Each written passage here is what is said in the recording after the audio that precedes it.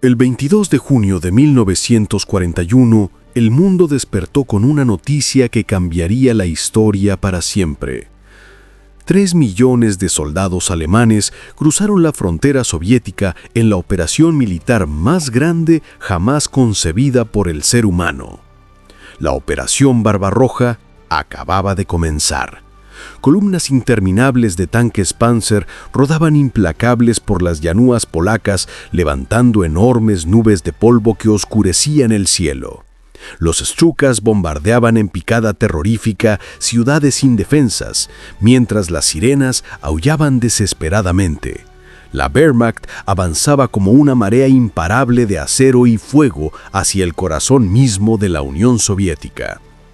Los periódicos de Londres, Nueva York, Buenos Aires y Ciudad de México gritaban con titulares enormes sobre esta invasión colosal que parecía anunciar el fin del mundo conocido. El mundo entero miraba obsesivamente hacia el este con horror fascinado y morboso. Pero mientras todos los ojos estaban completamente fijos en las batallas titánicas de las estepas rusas a 1500 kilómetros al norte, en los bosques silenciosos e interminables de Karelia, otra guerra estaba a punto de encenderse. Una guerra que casi nadie recuerda hoy en día. Una guerra que no tuvo corresponsales internacionales ni fotógrafos famosos documentando cada momento. Una guerra de sombras blancas, nieve profunda y muerte completamente silenciosa que se cobraba vida sin testigos. 3 días después de que Adolf Hitler lanzara su invasión masiva y brutal contra Stalin, exactamente el 25 de junio de 1941, Finlandia entró oficialmente en guerra contra la Unión Soviética por segunda vez en menos de 2 años completos. No fue una decisión fácil para el gobierno finlandés, que debatió intensamente durante horas. No fue una decisión popular entre todos los sectores diversos de la sociedad finlandesa dividida. Había políticos y ciudadanos que pensaban sinceramente que era un suicidio nacional absoluto e innecesario.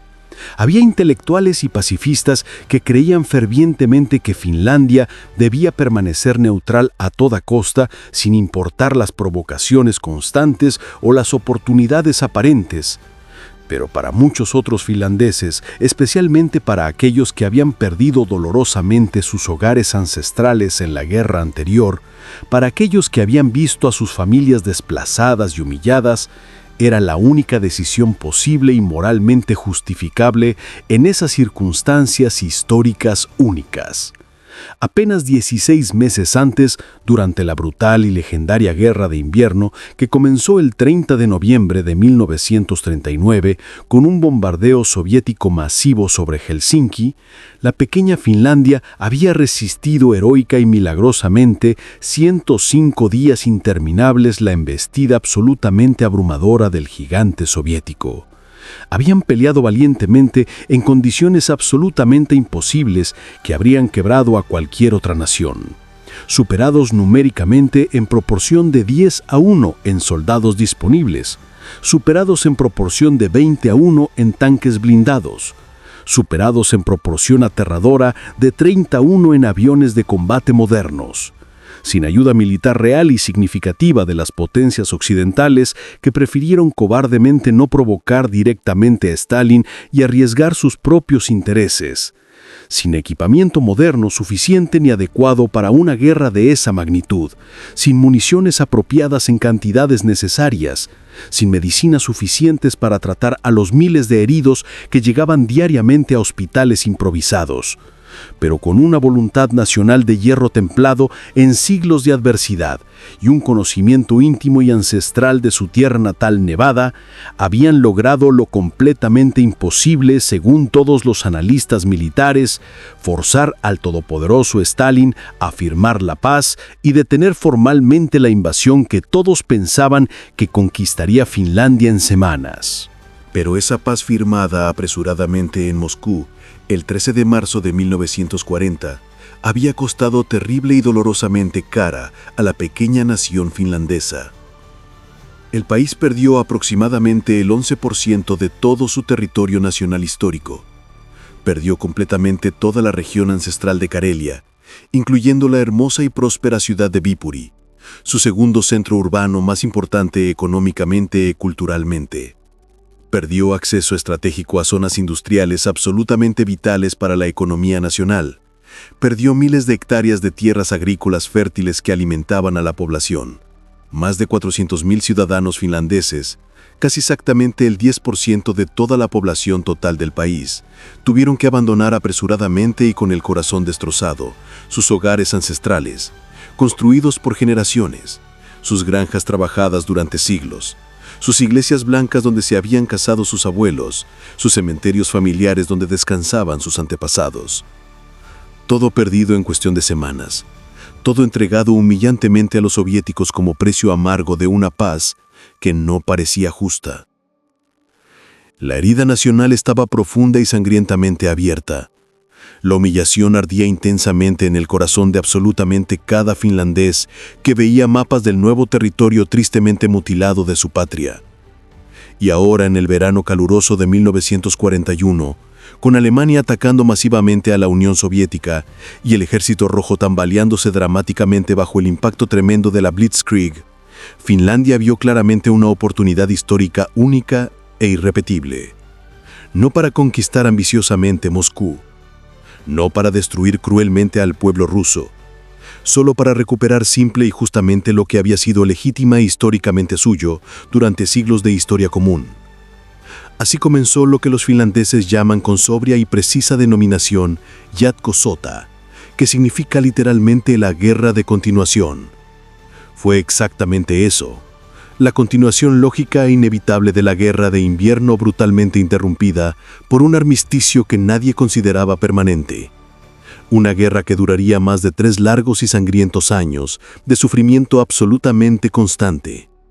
Una guerra que mataría cruelmente a más de 65.000 soldados finlandeses jóvenes y herir grave y permanentemente a casi 200.000 más. Una guerra que causaría sufrimiento indescriptible e inconmensurable a cientos de miles de familias destrozadas en todo el país. Una guerra que el resto del mundo occidental olvidaría casi completamente porque estaba demasiado obsesivamente ocupado mirando hacia otros teatros, hacia las batallas apocalípticas de Stalingrado, donde morían millones, hacia los desembarcos extremadamente sangrientos de Normandía que abrieron el segundo frente, hacia las islas ardientes del Pacífico donde japoneses y estadounidenses se mataban ferozmente, hacia los campos de exterminio nazis que se descubrían progresivamente en Polonia y Alemania. Pero en los bosques interminables y olvidados de Karelia, en el frente más silencioso y absolutamente olvidado de toda la Segunda Guerra Mundial, se libraba diariamente una forma de combate tan brutal, tan eficiente y tan psicológicamente aterradora, que los soldados soviéticos ordinarios la temían visceral y genuinamente, más que a los bombardeos aéreos alemanes devastadores o a los ataques veloces de los temibles Panzers. Era la guerra absolutamente implacable de los francotiradores fantasmas finlandeses, que mataban sin ser vistos. Para entender verdadera y profundamente esta guerra completamente olvidada, primero hay que entender íntima y profundamente el terreno específico donde se libró durante años. Karelia no es ni remotamente un campo de batalla convencional, como los que aparecen constantemente en documentales históricos y películas de Hollywood. No es como las llanuras completamente abiertas de Francia, donde los tanques pesados pueden maniobrar libremente en formaciones masivas de cientos de vehículos. No es como las ciudades industriales alemanas densamente pobladas, donde los bombarderos aliados podían arrasar barrios residenciales enteros en una sola noche de fuego. Karelia es un mundo completamente diferente y único. Es un laberinto natural prácticamente infinito de pinos altísimos que parecen tocar el cielo, abedules blancos fantasmales y abetos oscuros centenarios que se extienden literalmente hasta donde alcanza la vista en absolutamente todas las direcciones posibles. Es un universo completamente aparte de lagos profundos engelados que en pleno invierno parecen llanuras blancas interminables de hielo mortal de varios metros de espesor, de pantanos extremadamente traicioneros que en verano son trampas mortales, llenas de mosquitos insoportables, y en invierno se transforman mágicamente en autopistas blancas perfectamente planas, por donde los esquiadores expertos pueden deslizarse rápida y silenciosamente. No hay ciudades grandes con calles pavimentadas y edificios modernos. No hay autopistas amplias de varios carriles asfaltados. No hay autopistas modernas con señalización clara. Solo pequeñas aldeas tradicionales de madera dispersas entre literalmente kilómetros y kilómetros interminables, de naturaleza completamente salvaje, virgen e indomable, que permanece igual desde hace miles de años. Y en invierno brutal, ese mundo ya naturalmente difícil e inhóspito se transforma radicalmente en algo infinitamente más extremo, hostil y absolutamente mortal. Las temperaturas caen precipitada y dramáticamente a 30 grados bajo cero regularmente, 40 grados en las semanas más duras, a veces hasta 50 grados bajo cero en las noches más claras y despejadas. La nieve profunda de varios metros lo cubre absolutamente todo sin excepción, con una gruesa capa uniforme de silencio blanco que absorbe mágica y completamente cada sonido posible. Los días son dolorosamente cortos y deprimentes, apenas 4 o 5 horas escasas de luz grisácea y extremadamente débil que apenas ilumina tenuemente el horizonte nevado y monótono.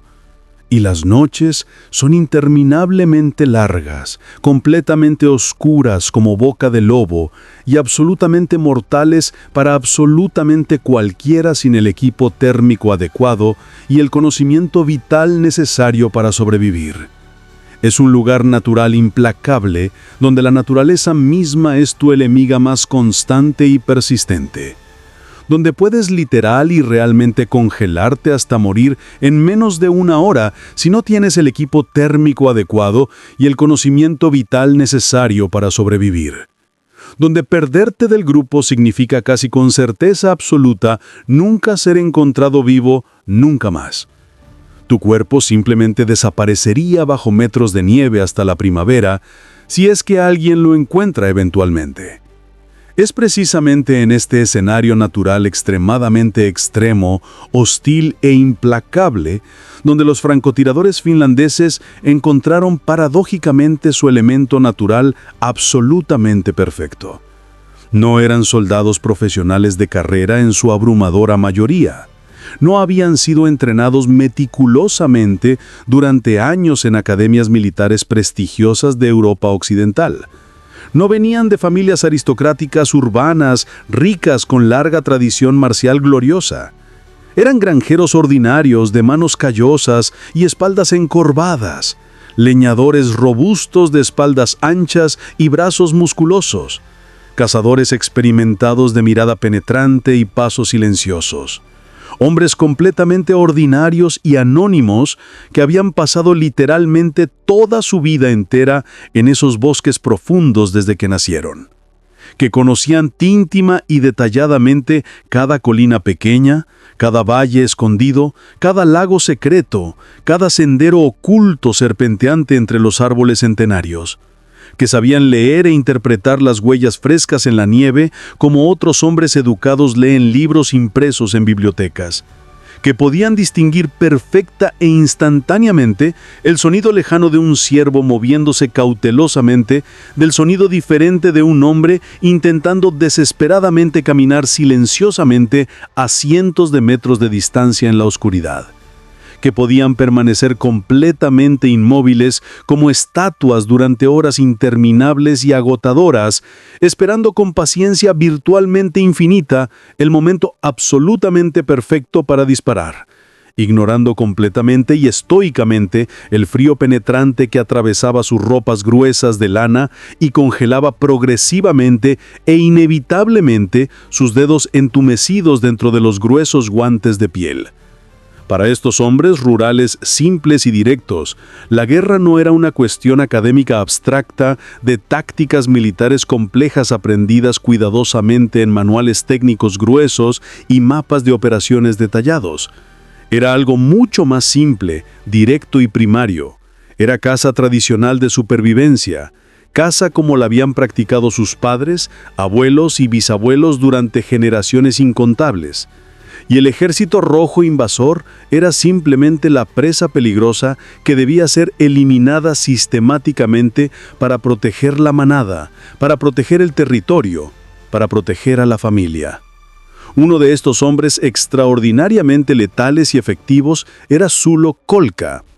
Antes de que estallara violentamente la guerra, Kolka era un campesino completamente ordinario y anónimo de un pequeño pueblo pintoresco llamado Valkjärvi, ubicado estratégicamente justo en la frontera histórica que Finlandia había perdido dolorosamente después de la Guerra de Invierno.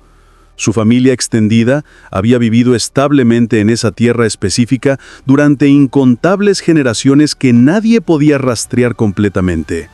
Su abuelo paterno había construido personalmente la granja familiar original con sus manos curtidas y callosas usando madera local de los bosques cercanos. Su padre había trabajado duramente durante décadas para expandir cuidadosamente las tierras cultivables y hacer la granja más próspera y productiva. Sulo había crecido feliz y libremente entre esos campos ondulantes verdes en verano, esos bosques familiares que conocía como la palma de su mano, esas colinas conocidas donde había jugado de niño.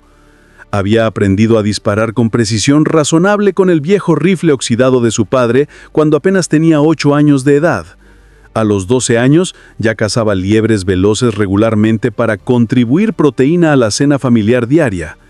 A los 15 había abatido con tremendo orgullo su primer alce grande, un macho magnífico de cornamentos impresionantes que alimentó a la familia durante semanas. Tenía exactamente 32 años cuando estalló violenta y repentinamente la Guerra de Continuación en el verano caliente de 1941. No era particularmente alto, ni impresionantemente fuerte físicamente como algunos soldados. No tenía ningún entrenamiento militar especial previo formal, pero tenía algo infinitamente más valioso que cualquier medalla brillante o rango militar impresionante con galones dorados. Paciencia virtualmente infinita, nacida de años y años de caza solitaria en bosques silenciosos, y una puntería natural que rozaba genuinamente lo sobrenatural y que dejaba boquiabiertos a sus compañeros de entrenamiento. Sulo Kolka fue asignado administrativamente al 6º Regimiento de Infantería finlandés, como francotirador especializado después de que sus superiores vieran sus resultados extraordinarios en el campo de tiro. Su rifle personal era un Mosin Nagant de fabricación finlandesa cuidadosamente modificado por artesanos expertos. El mismo modelo básico que usaban irónicamente los soldados soviéticos al otro lado, pero ajustado meticulosamente, con precisión artesanal absoluta por experimentados armeros finlandeses que conocían perfectamente su antiguo oficio tradicional, transmitido de maestro a aprendiz. Sin mira telescópica moderna de ningún tipo, solo las miras de hierro estándar y simples que venían de fábrica. Muchos oficiales militares profesionales preguntarían extrañados, ¿por qué diablos no usar miras telescópicas modernas alemanas o soviéticas que teóricamente aumentaban significativamente la precisión a larga distancia? La respuesta era brutalmente simple y completamente práctica basada en experiencia real de combate. Las miras telescópicas con lentes de vidrio reflejaban peligrosamente la luz del sol brillante o de la luna llena, y delataban instantánea y fatalmente tu posición exacta al enemigo que observaba constantemente. Un solo destello revelador en medio del bosque oscuro y eras hombre muerto en segundos bajo fuego de ametralladora. Además, las miras telescópicas se empañaban rápida e inevitablemente con el frío extremo característico de Karelia. El vapor cálido de tu respiración normal se condensaba inmediata y completamente en las lentes frías de vidrio. Y limpiarlas cuidadosamente significaba tener que moverte detectablemente, hacer ruido audible, arriesgar fatal y estúpidamente tu vida en territorio enemigo hostil. Un francotirador finlandés experimentado y sabio confiaba únicamente en sus ojos naturales entrenados durante años, en su instinto cazador agudo desarrollado durante décadas de práctica, en su conocimiento íntimo y profundo del bosque heredado directamente de sus ancestros cazadores. Y eso era completa y absolutamente suficiente para matar eficiente y sistemáticamente. Durante los primeros meses eufóricos y victoriosos de la Guerra de Continuación, en el verano y otoño optimistas de 1941, Las fuerzas militares finlandesas avanzaron sorprendente y extraordinariamente rápido hacia el este profundo, recuperando territorio. La moral de las tropas era extraordinaria y contagiosamente alta. Los soldados finlandeses peleaban ferozmente con una ferocidad impresionante y brutal, nacida directamente de la sed de venganza justiciera y la justicia histórica percibida profundamente. Estaban recuperando legítimamente sus hogares ancestrales robados, sus tierras familiares violentamente arrebatadas, sus vidas brutalmente interrumpidas. Para finales de agosto de 1941, apenas 2 meses después del inicio, Finlandia había reconquistado exitosa y completamente toda la región histórica de Karelia y había empujado agresivamente las líneas activas de combate hasta el río Subir lejano, bastante más allá de las antiguas fronteras nacionales reconocidas. Algunos comandantes militares ambiciosos y agresivos querían fervientemente seguir avanzando profundamente en territorio soviético. Querían llegar triunfalmente hasta la gran ciudad estratégica de Leningrado sitiada, unirse tácticamente con las fuerzas alemanas que cercaban implacablemente la ciudad desde el sur y oeste, estrangular completamente a Leningrado y forzar su rendición. Pero el gobierno civil finlandés prudente decidió sabiamente detenerse. No querían aparecer internacionalmente como agresores imperialistas crueles ante el mundo que observaba atentamente y juzgaba. No querían avanzar más profundamente en territorio soviético de lo estrictamente necesario para simplemente recuperar lo históricamente perdido. Solo querían firme y simplemente mantener lo que habían recuperado justamente. Y así, después de semanas de debate intenso, el frente de combate activo se estabilizó gradualmente en posiciones defensivas. Las trincheras profundas se cavaron laboriosamente en la tierra congelada y dura como piedra. Los búnkeres defensivos sólidos se construyeron trabajosamente con troncos gruesos de pino y tierra apisonada y compactada. Las alambradas de púas afiladas se tendieron cuidadosamente en patrones complejos. Los campos minados letales se sembraron estratégicamente en rutas de aproximación probables, y comenzó inexorablemente una larga guerra de desgaste brutal y sangriento que duraría casi 3 años completos de sufrimiento constante e ininterrumpido. Fue precisamente en este periodo prolongado de guerra estática y posicional donde los francotiradores finlandeses pacientes se convirtieron en auténtica leyenda temida y respetada. El trabajo diario de un francotirador solitario en Karelia era engañosamente simple en teoría abstracta, pero absolutamente brutal y agotador en la práctica real del campo. Cada mañana gélida, mucho antes del amanecer débil, cuando el bosque helado aún estaba completamente sumido en la oscuridad más absoluta e impenetrable, el francotirador designado salía silenciosa y cautelosamente de las líneas defensivas finlandesas protegidas, a veces completamente solo con sus pensamientos, a veces acompañado por un observador experimentado de confianza. Se arrastraba lenta, cautelosa y cuidadosamente por la nieve profunda que llegaba a veces hasta la cintura, a veces durante 2 o 3 horas físicamente agotadoras hasta encontrar finalmente una posición táctica adecuada y perfectamente escondida que cumpliera todos los requisitos. Una elevación natural ligera que ofreciera ventaja visual clara sobre el terreno circundante, un árbol grande caído recientemente que proporcionara cobertura natural perfecta contra observación enemiga, un montículo estratégico de nieve que pudiera ser moldeado hábilmente con las manos para crear un parapeto improvisado efectivo. Cualquier característica natural del terreno que ofreciera simultáneamente protección razonable contra fuego enemigo y una línea de visión completamente clara y despejada hacia las posiciones enemigas soviéticas lejanas visibles. Entonces, esperaba pacientemente sin moverse, y esperaba interminablemente, y esperaba durante horas que parecían días. Esperaba a que los soldados soviéticos desprevenidos y confiados salieran rutinariamente de sus trincheras seguras y cálidas para el cambio de guardia rutinario matutino. Esperaba a que un oficial despreocupado y arrogante se asomara imprudentemente para inspeccionar personalmente las líneas defensivas con sus binoculares alemanes capturados. Esperaba pacientemente a que un grupo desorganizado de refuerzos frescos, recién llegados, cruzara descuidada e ingenuamente un claro abierto y completamente expuesto sin cobertura. Esperaba inmóvil a que un cocinero hambriento saliera brevemente a buscar más leña seca para la estufa humeante del búnker subterráneo. Y cuando el momento perfecto finalmente llegaba, cuando absolutamente todo estaba perfectamente alineado como en una coreografía mortal cuidadosamente ensayada, apretaba suave y firmemente el gatillo frío. Un disparo seco y definitivo. A veces 2 seguidos y el objetivo se movía. Muy raramente más de eso. Cada bala preciosa de cobre era calculada cuidadosamente. Cada disparo era meticulosamente estudiado y planeado.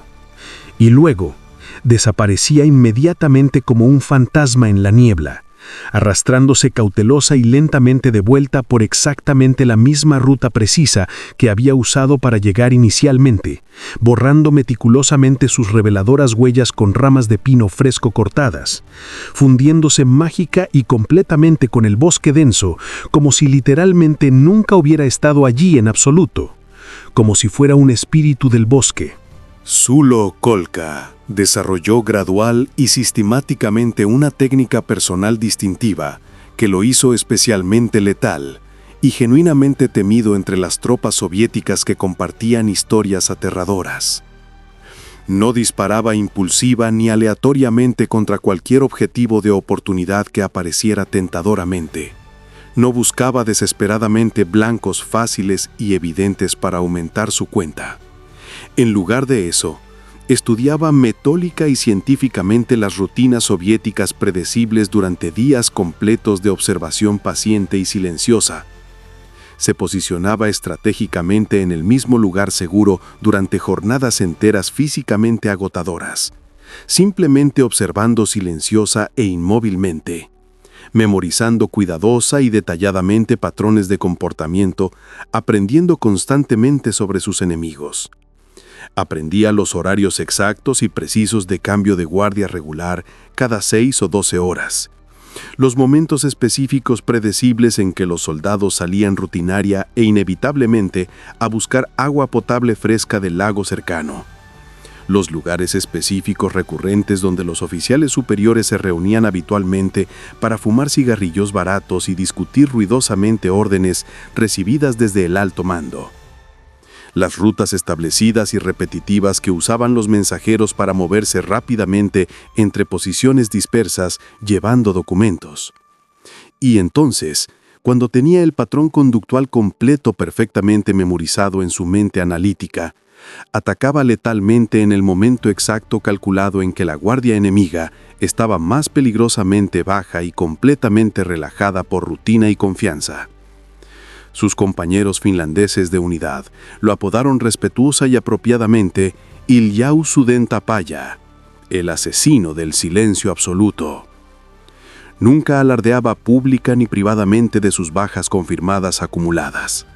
Nunca llevaba cuenta pública arrogante en el comedor ruidoso de oficiales para impresionar. Nunca tallaba marcas vanidosas en la culata gastada de su rifle como hacían algunos tiradores jóvenes e inmaduros. Pero los informes oficiales secos y burocráticos del regimiento militar sugieren claramente que durante los 3 largos años completos de la guerra de continuación brutal, Sulo Kolka eliminó personalmente a más de 400 soldados soviéticos individuales. 400 hombres jóvenes que nunca supieron realmente de dónde exactamente vino la bala silenciosa que los mató instantánea e inesperadamente. 400 hombres que cayeron silenciosamente muertos en la nieve blanca, dejando solo un agujero rojo oscuro creciente en la nieve blanca inmaculada que se expandía lentamente. Pero Kolka definitivamente no estaba solo en su guerra silenciosa y personal contra el invasor. Había literalmente dócenas, posiblemente cientos de francotiradores finlandeses altamente efectivos operando simultánea e independientemente en diferentes sectores del extenso frente de Karelia. Cada uno con su propio estilo distintivo cuidadosamente desarrollado. cada uno con sus propias técnicas mortales refinadas por experiencia. Väinö Leskinen, un experimentado cazador profesional de renos salvajes del lejano norte ártico de Finlandia, se especializaba exclusiva y obsesivamente en disparos de larga distancia extrema que desafiaban abiertamente toda lógica militar convencional.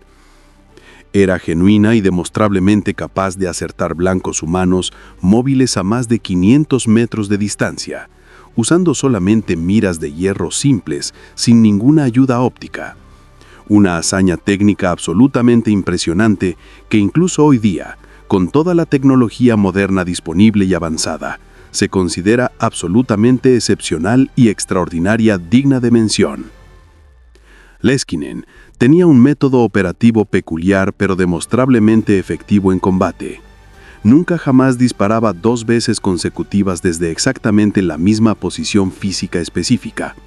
Ni siquiera si lamentablemente fallaba el primer tiro crucial por viento o movimiento inesperado.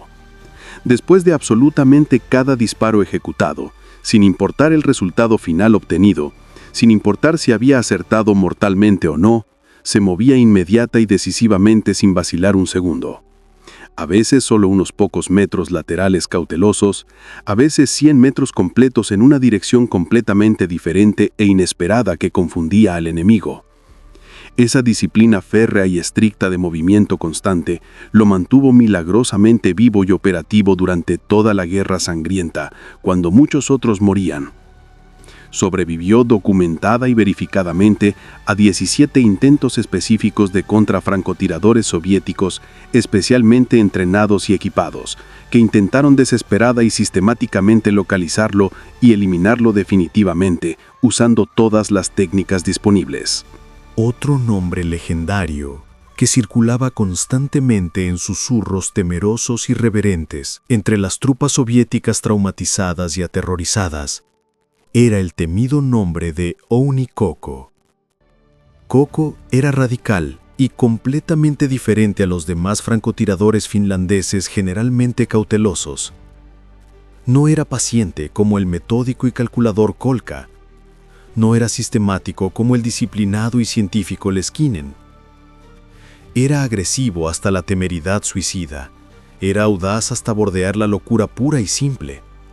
Le gustaba peligrosa y obsesivamente acercarse a las líneas soviéticas hasta distancias increíblemente cercanas, tanto que regularmente podía escuchar clara y perfectamente las conversaciones privadas completas de los soldados enemigos desprevenidos que no sospechaban nada. Podía oír perfectamente sus chistes vulgares sobre mujeres y vodka, sus quejas amargas sobre la comida horrible que le servían, sus cartas emotivas a sus familias lejanas, esperando en Rusia. Y entonces los mataba fríamente sin dudarlo. Atacaba preferente y exclusivamente al amanecer tenue y el atardecer gris, cuando la luz era engañosamente incierta y engañosa y las sombras largas jugaban trucos visuales en los ojos cansados de centinelas somnolientos y aburridos. Los soviéticos aterrorizados lo apodaron, dramática y apropiadamente, el zorro blanco invisible, aunque nunca supieron su nombre real ni de dónde venía exactamente. Kokko registró oficialmente más de 300 bajas enemigas confirmadas verificables antes de ser herido muy gravemente en 1943. Una granada soviética de fragmentación pesada explotó violenta y repentinamente muy cerca de su posición expuesta durante una incursión nocturna arriesgada, y la metralla irregular y ardiente le destrozó completa e irreparablemente el hombro izquierdo y parte del brazo superior. Pasó 6 meses largos y dolorosos en un hospital militar en Helsinki recuperándose lentamente. Los médicos experimentados le dijeron categórica y honestamente que su carrera como francotirador efectivo había terminado definitiva y permanentemente. Cuando finalmente se recuperó lo suficiente para caminar y moverse, volvió obstinada y tercamente al frente de combate activo. Con un solo brazo útil disponible, modificó completa y creativamente su técnica de disparo establecida. Aprendió dolorosa y pacientemente a disparar usando un soporte improvisado inteligente hecho creativamente con ramas firmes y su propia mochila rellena de ropa. Siguió cazando implacable y obsesivamente hasta el último día oficial de la guerra. Los soviéticos odiaban profunda y visceralmente a los francotiradores finlandeses invisibles y letales. Los temían genuina y sinceramente más que a cualquier otra amenaza en el campo de batalla. Los maldecían constantemente en voz baja.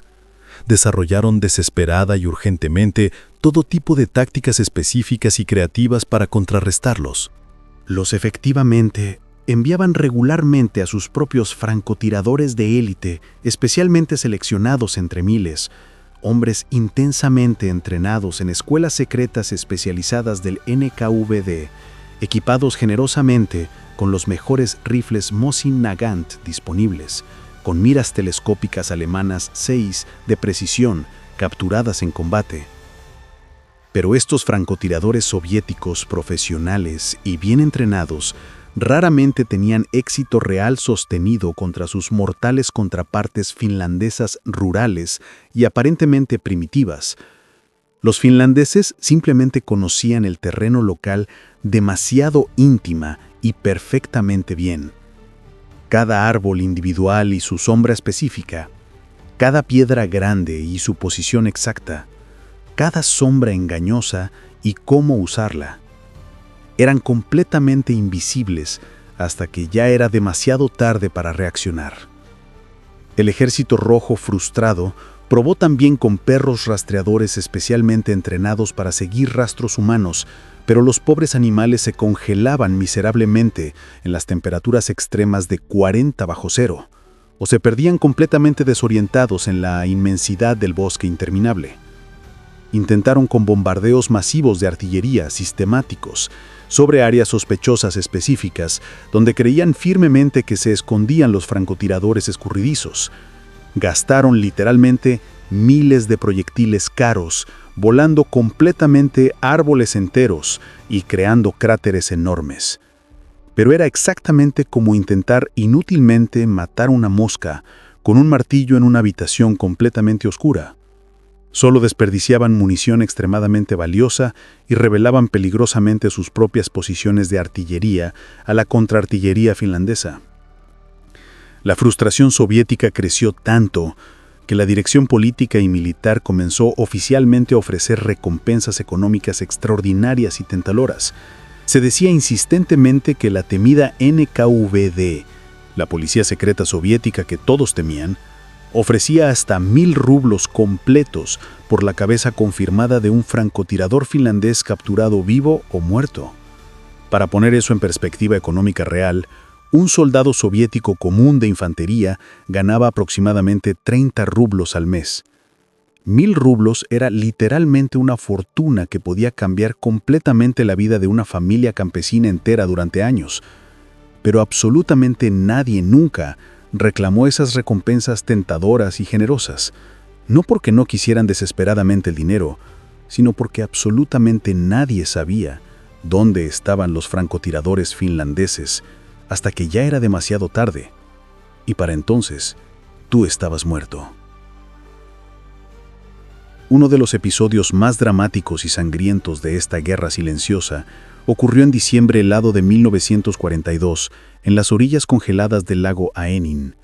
Un batallón soviético completo, más de 500 hombres bien equipados y relativamente frescos, recibió órdenes directas del alto mando de cruzar el lago congelado para atacar y tomar una posición finlandesa fortificada en la orilla opuesta. Era una operación nocturna cuidadosamente planeada en mapas. Los comandantes soviéticos pensaron que la oscuridad los protegería de los ojos de los francotiradores finlandeses. Pensaron que la velocidad y el factor sorpresa compensarían cualquier riesgo. Se equivocaron fatalmente. Los finlandeses habían anticipado exactamente este movimiento. Habían colocado discretamente a 20 francotiradores en posiciones elevadas a lo largo de ambas orillas del lago, escondidos en nidos de nieve cuidadosamente construidos que los hacían prácticamente invisibles. Cuando el batallón soviético estaba exactamente en medio del hielo, completamente expuesto y vulnerable sin ninguna cobertura posible, Los francotiradores abrieron fuego de manera coordinada. No fue un tiroteo caótico, no fue pánico, fue metódico, calculado, quirúrgico. Los finlandeses disparaban selectivamente a los oficiales identificables por sus uniformes distintivos, a los que llevaban ametralladoras pesadas, a los que llevaban radios de campaña, a los que intentaban organizar la retirada o mantener el orden. El batallón soviético entró en pánico total. Algunos intentaron correr de vuelta hacia su propia orilla, otros se tiraron al suelo hilado, buscando desesperadamente una cobertura que simplemente no existía en el hielo plano. Otros intentaron avanzar hacia adelante. En menos de 20 minutos de fuego sostenido pero disciplinado, más de 150 soldados soviéticos yacían muertos o agonizando en el lago congelado. Los sobrevivientes huyeron en completo desorden, abandonando armas y equipo. Los finlandeses no sufrieron ni una sola baja en toda la operación. Pero la vida de un francotirador en Karelia no era solo gloria táctica y victorias estratégicas. Era soledad absoluta y aplastante. Era frío penetrante que te calaba hasta los huesos. Era el horror constante y paralizante de saber que en cualquier momento, desde cualquier dirección, una bala podía atravesarte el cráneo sin que nunca escucharas el disparo. Era ver a tus mejores compañeros morir a tu lado. Era matar hombres que probablemente no querían estar allí, que probablemente tenían esposas esperándolos en alguna aldea perdida de Ucrania o Siberia, que probablemente tenían hijos pequeños que nunca conocerían a su padre. Era cargar con ese peso terrible cada noche cuando cerrabas los ojos. Muchos francotiradores finlandeses guardaron un silencio absoluto sobre su experiencia después de la guerra. No por vergüenza de lo que habían hecho, sino porque simplemente no había palabras en ningún idioma para describir lo que habían vivido. ¿Cómo explicar a alguien que nunca estuvo allí lo que se siente al ver a un hombre caer muerto por tu bala, ver su cuerpo convulsionarse, ver la nieve volverse roja a su alrededor y saber que tú causaste eso y que lo volverás a hacer mañana? Eino Mäkinen era uno de los francotiradores más jóvenes del frente de Karelia. Tenía solo 19 años cuando fue reclutado y entrenado en 1942. Antes de la guerra, ayudaba a su padre en una granja modesta cerca de la ciudad de Sortavala. Le encantaba cazar ciervos en los bosques cercanos con su padre. Era su tiempo favorito, su momento de conexión. Esa habilidad natural con el rifle lo convirtió en candidato perfecto para el entrenamiento especializado de francotiradores. Pero Mäkinen nunca se adaptó psicológicamente a su rol letal. En sus cartas a su madre, que milagrosamente sobrevivieron a la guerra y fueron publicadas décadas después en una pequeña colección de correspondencia de guerra, describía con detalle doloroso la angustia moral de ver a través de su mira a un soldado soviético que estaba simplemente comiendo un pedazo de pan negro. Un muchacho joven, quizá de su misma edad o incluso menor. Mäkinen escribió que vaciló durante varios segundos eternos, que casi no dispara, que pensó en bajar el rifle y dejar vivir a ese muchacho, pero su entrenamiento militar tomó el control. Su dedo apretó el gatillo casi por instinto. El muchacho soviético cayó hacia atrás y Mäkinen vomitó inmediatamente después, allí mismo en su posición. Esa fue su primera baja confirmada. No sería la última. Registró 83 muertes confirmadas durante los 2 años que sirvió.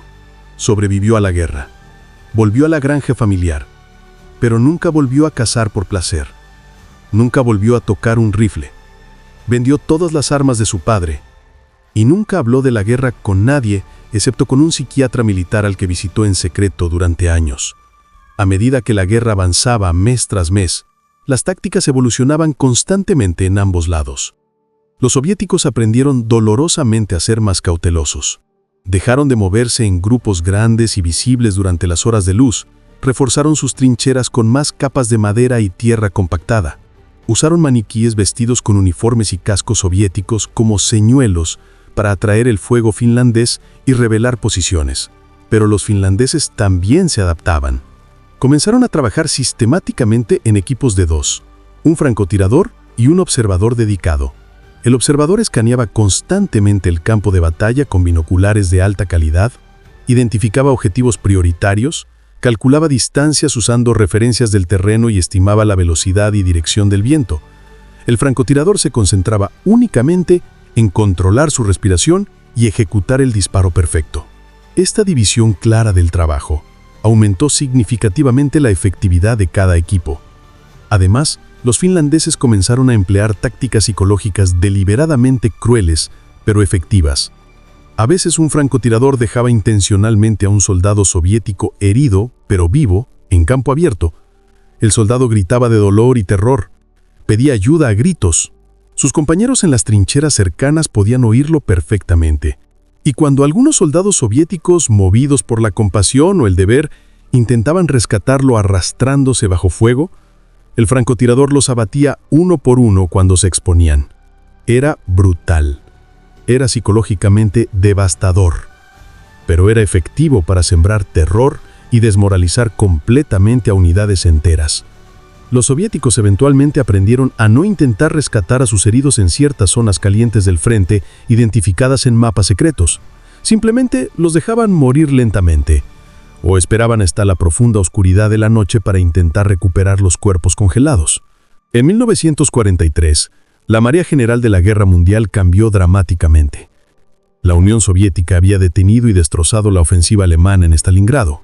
Había comenzado su contraofensiva masiva e imparable en todo el frente oriental. Los alemanes estaban en retirada constante.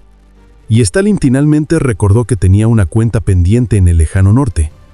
En junio de 1944, el Ejército Rojo lanzó una ofensiva masiva y abrumadora contra Finlandia. Fue absolutamente devastadora. Más de 500,000 de soldados soviéticos apoyados por miles de tanques T-34 y aviones Ilyushin se lanzaron contra las líneas finlandesas exhaustas.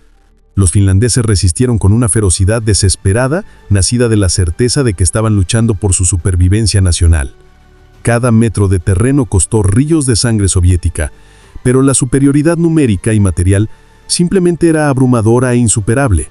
Durante esta ofensiva final y brutal, los francotiradores finlandeses se volvieron aún más vitales para la defensa.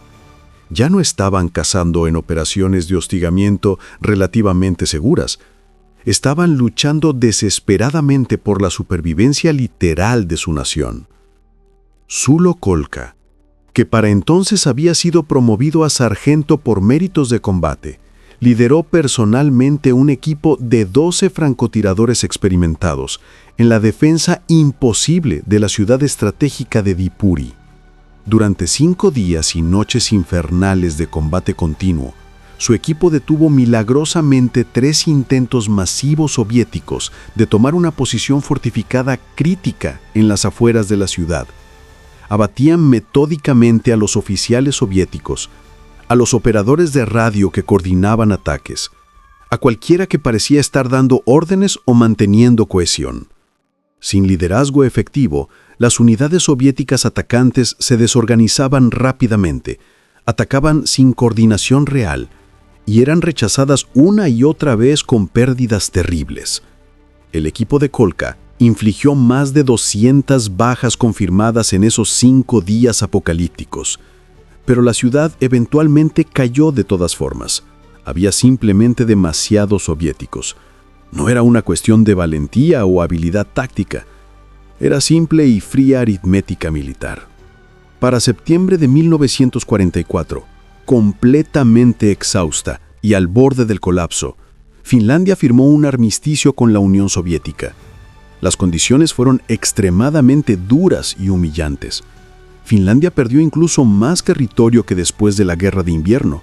Tuvo que comprometerse a pagar reparaciones de guerra masivas durante años. Tuvo que expulsar por la fuerza a las tropas alemanas que aún permanecían en el norte del país, lo que llevó directamente a otra guerra sangrienta, la llamada Guerra de Laponia. Pero a pesar de todo, Finlandia sobrevivió como nación independiente. Mantuvo milagrosamente su independencia política y su sistema democrático. Fue el único país en toda la frontera occidental de la Unión Soviética que no cayó bajo dominio soviético directo después de la guerra. Y una parte significativa de esa supervivencia improbable se debió directamente a hombres como Sulo Kolka, Väinö Leskinen, Onni Kokko y cientos de otros francotiradores anónimos, cuyos nombres nunca aparecieron en los grandes libros de historia. Después de la guerra, Finlandia entró en un periodo largo y difícil de silencio histórico forzado. Durante décadas enteras, hablar abierta y públicamente sobre la guerra de continuación era un tabú social y político. Finlandia estaba atrapada en una posición geopolítica extremadamente delicada durante toda la Guerra Fría, tratando desesperadamente de mantener buenas relaciones diplomáticas con la Unión Soviética, mientras simultáneamente preservaba celosamente su independencia y democracia. Este delicado equilibrio se conoció internacionalmente como finlandización. Muchos veteranos de guerra guardaron silencio absoluto sobre sus experiencias. Las historias heroicas de los francotiradores se perdieron deliberadamente en el olvido oficial. Algunos registros militares detallados fueron clasificados como secreto de Estado, otros simplemente desaparecieron misteriosamente de los archivos. Sulo Kolka volvió silenciosamente a su granja después de la guerra. Nunca habló públicamente de sus acciones militares. Rechazó sistemáticamente todas las entrevistas de periodistas curiosos. Cuando los reporteros lograban encontrarlo y lo buscaban insistentemente, simplemente decía con voz tranquila que había hecho exactamente lo que cualquier finlandés habría hecho en su lugar. Nada más. Nada especial. Murió pacíficamente en 1987, a los 78 años. Su breve obituario en el periódico local de Valkerjer mencionaba únicamente que había servido honorablemente en la guerra. Nada más. Solo después de su muerte, cuando su familia finalmente donó sus diarios personales escritos a mano a un archivo militar nacional, se conoció finalmente la verdadera magnitud de lo que había hecho durante aquellos años terribles. Väinö Leskinen tampoco buscó nunca reconocimiento público ni gloria personal. Volvió tranquilamente al lejano norte de Finlandia, a su trabajo tradicional como guía de caza para turistas ricos. Ocasionalmente, turistas extranjeros que conocían algo de historia militar finlandesa lo reconocían por su apellido y le pedían historias de guerra. Leskinen les sonreía educadamente y cambiaba de tema con habilidad diplomática. Solo con otros veteranos de guerra, en reuniones privadas y cerradas, hablaba ocasionalmente sobre aquellos años. Y cuando finalmente lo hacía, nunca hablaba de sus victorias tácticas o sus bajas confirmadas. Hablaba únicamente de los amigos queridos que había perdido, de los hombres buenos que habían muerto congelados a su lado, de las interminables noches en que el frío era tan intenso y penetrante que pensaba sinceramente que nunca volvería a sentir sus dedos de los pies. Onni Kokko fue la notable excepción a este silencio generalizado. Después de la guerra, escribió y publicó un libro controvertido de memorias titulado Varjoja en lumes, Sombras en la nieve. Fue publicado en finlandés en 1952 por una pequeña editorial independiente. El libro fue inmediatamente controvertido y divisivo. Algunos veteranos pensaron que Kokko estaba glorificando innecesariamente la violencia de la guerra. Otros agradecieron profundamente que alguien finalmente contara la verdad sin filtros sobre lo que había sido realmente la guerra de continuación. El libro nunca fue traducido oficialmente al inglés ni a ningún otro idioma importante. Hoy es una rareza bibliográfica, ávidamente buscado por coleccionistas especializados de historia militar. Pero en sus páginas brutalmente honestas, Kokko describió con una franqueza devastadora lo que realmente significaba ser un francotirador en aquella guerra olvidada, la soledad absoluta que te consumía, el miedo paralizante que nunca te abandonaba, la culpa terrible que te perseguía cada noche, y también el orgullo amargo y contradictorio de saber que había protegido a su país de una forma en que muy pocos... Väinö Leskinen tampoco buscó nunca reconocimiento público ni gloria personal. Volvió tranquilamente al lejano norte de Finlandia, a su trabajo tradicional como guía de caza para turistas ricos. Ocasionalmente, turistas extranjeros que conocían algo de historia militar finlandesa lo reconocían por su apellido y le pedían historias de guerra. Leskinen le sonreía educadamente y cambiaba de tema con habilidad diplomática. Solo con otros veteranos de guerra, en reuniones privadas y cerradas, hablaba ocasionalmente sobre aquellos años, y cuando finalmente lo hacía, nunca hablaba de sus victorias tácticas o sus bajas confirmadas. Hablaba únicamente de los amigos queridos que había perdido, de los hombres buenos que habían muerto congelados a su lado, de las interminables noches en que el frío era tan intenso y penetrante que pensaba sinceramente que nunca volvería a sentir sus dedos de los pies. Onni Koko fue la notable excepción a este silencio generalizado. Después de la guerra, escribió y publicó un libro controvertido de memorias titulado Varjoja en Lumesa, Sombras en la nieve. Fue publicado en finlandés en 1952 por una pequeña editorial independiente. El libro fue inmediatamente controvertido y divisivo. Algunos veteranos pensaron que Koko estaba glorificando innecesariamente la violencia de la guerra. Otros agradecieron profundamente que alguien finalmente contara la verdad sin filtros sobre lo que había sido realmente la guerra de continuación. El libro nunca fue traducido oficialmente al inglés ni a ningún otro idioma importante. Hoy es una rareza bibliográfica, ávidamente buscado por coleccionistas especializados de historia militar, pero en sus páginas brutalmente honestas, Koko describió con una franqueza devastadora lo que realmente significaba ser un francotirador en aquella guerra olvidada.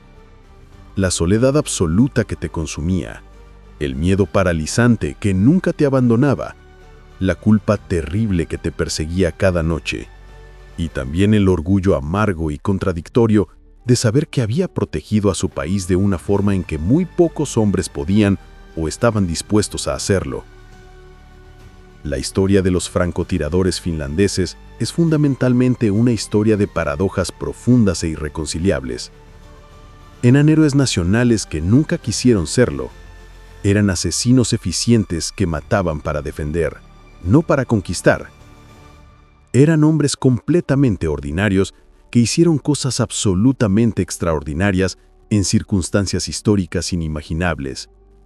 Su guerra fue sistemáticamente olvidada por la historia mundial, porque ocurrió en la periferia geográfica del conflicto más grande y devastador de toda la historia humana. Mientras el mundo entero miraba con horror fascinado a Normandía, a Berlín, a Hiroshima, a los campos de exterminio, los bosques interminables de Karelia permanecían en completo silencio. Pero ese silencio aparente estaba lleno hasta rebosar de historias no contadas. Historias de hombres que se convirtieron en fantasmas vivientes, que cazaban en la nieve como espíritus vengativos, que desaparecían sin dejar el menor rastro, que aterrorizaban a un ejército entero de millones sin que casi nadie supiera sus nombres reales o sus rostros. Hoy, más de 80 años después de aquellos acontecimientos, Karelia sigue siendo un lugar profundamente remoto y olvidado. Mucha de la parte del territorio ancestral que Finlandia perdió en la guerra aún pertenece administrativamente a Rusia. Las pequeñas aldeas donde vivieron y crecieron hombres como Sulo Koka están completamente abandonadas o han sido repobladas por colonos rusos que no conocen la historia que pisotean. Los bosques densos y oscuros donde cazaron los francotiradores finlandeses siguen siendo espesos, silenciosos y prácticamente intransitables. Si caminaras por allí en pleno invierno, cuando la nieve profunda cubre absolutamente todo y el mundo entero se vuelve blanco y silencioso, podrías fácilmente imaginar cómo era entonces. Podrías casi escuchar el eco fantasmal de un disparo lejano resonando entre los pinos, casi ver la sombra borrosa de un hombre arrastrándose silenciosamente entre los troncos cubiertos de nieve, casi sentir en tu propia carne el frío brutal que congelaba la sangre en las venas, y el miedo primario que helaba el corazón y paralizaba el pensamiento.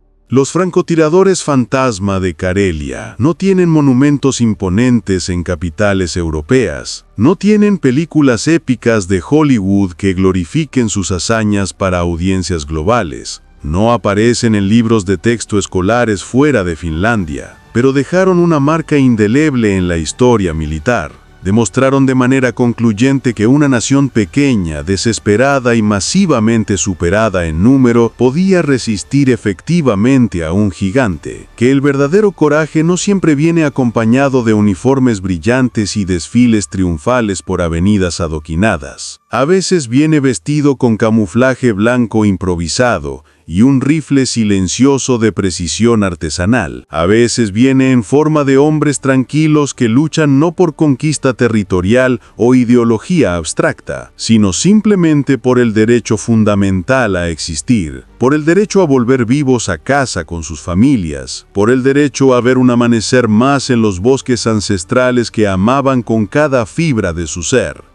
Esta fue su guerra personal y colectiva. Esta fue su historia silenciosa pero no menos real. Y aunque el mundo la olvidó casi completamente, aunque ningún historiador famoso la estudia en universidades prestigiosas, aunque ningún cineasta la lleva a las pantallas, merece absolutamente ser contada y recordada, merece ser transmitida, porque en esos bosques helados, en ese frente completamente olvidado, hombres ordinarios se enfrentaron a circunstancias extraordinarias, y no solo sobrevivieron, ganaron, no con superioridad numérica, no con tecnología avanzada, no con apoyo internacional. Ganaron con conocimiento del terreno ancestral, con paciencia infinita aprendida en años de caza, con determinación férrea forjada en adversidad, con la certeza absoluta de que estaban defendiendo algo que valía infinitamente más que sus propias vidas, sus hogares, sus familias, su libertad, su derecho a existir como pueblo libre.